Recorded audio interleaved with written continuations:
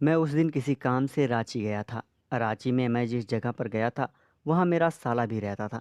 काम खत्म होने के बाद जब मैं लौट रहा था तब मुझे मेरे साले की पत्नी रोड पर आती दिखी। उसने मुझे पहचान लिया। वह मेरे पास आई और नमस्ते किया।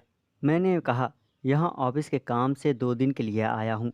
वह कहने लगी, आप हमारे घर भी तो रुक सकते थे, होटल में कमरा क्यों बुक करवा लिया?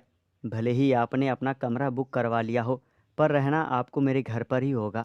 बातों ही बातों ने उसने मुझे बताया कि उसका पति यानी कि मेरा साला वह 1 हफ्ते के लिए दिल्ली गया हुआ है। वह घर पर अकेली ही है। उसने मुझसे बहुत जिद की तो मैं उसे हाँ कर दिया और अपना सामान लेकर उसके साथ ही घर चला गया था। मेरे साले की पत्नी का नाम सुमन है। वह एक सांवली सी घरेलू महिला है। कुछ देर तक हम दोनों बात करते रहे। थोड़ी देर बाद वो रसोई में खाना बनाने चली गई तो मैंने बोला, खाना मैं बाहर से ले आता हूँ। जब मैं खाना लेकर वापस आया तो मैं सुमन को देखकर चौंक गया, क्योंकि सुमन ने अपने कपड़े चेंज कर लिए थे। वह इतनी सजी संवरी थी कि मुझे उसे पहचानना भी मुश्किल हो रहा था। मुझे देखकर वह थोड़ा सा शर्मा सी गई थी। मैंने पूछा, आज कुछ खास बात है क्या? हाँ, आज मेरी शादी की तीसरी साल है। खाना खाते वक्त मेज पर हम ठीक सामने बैठी थी। वह मुझे देखकर अचानक रो पड़ी।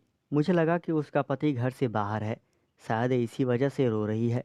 इसलिए मैंने सुमन के पास गया और बोला, मुझे पता है तुम्हें अपने पति की याद आ रही होगी।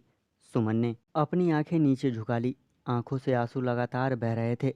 मैं उसके पास जाकर बैठ गया और उससे रोने का कारण पूछा तो वह कहने लगी, मेरे पति का बाहर किसी के साथ अफेयर है।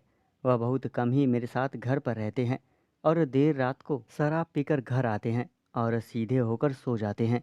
पिछले 1.5 सालों से मुझे वह सुख शांति नहीं मिली है और परेशान हो चुकी हूँ। आप ही बताएं, मैं क्या करूं? मैं सुमन की तरफ देखता रहा। उसने इस इर्द गिर्द को देखकर दिलासा दिया। उस दिन मैंने घर आने से पहले उसे नंबर दिया था ताकि मैं उसे रोज़ बात कर सकूं। अब मैं जब भी रांची जाता हूं तो उसके घर ज़रूर जाता हूं। दोस्तों, चैनल को सब्सक्राइब करें और हिलाते रहें। Thank you.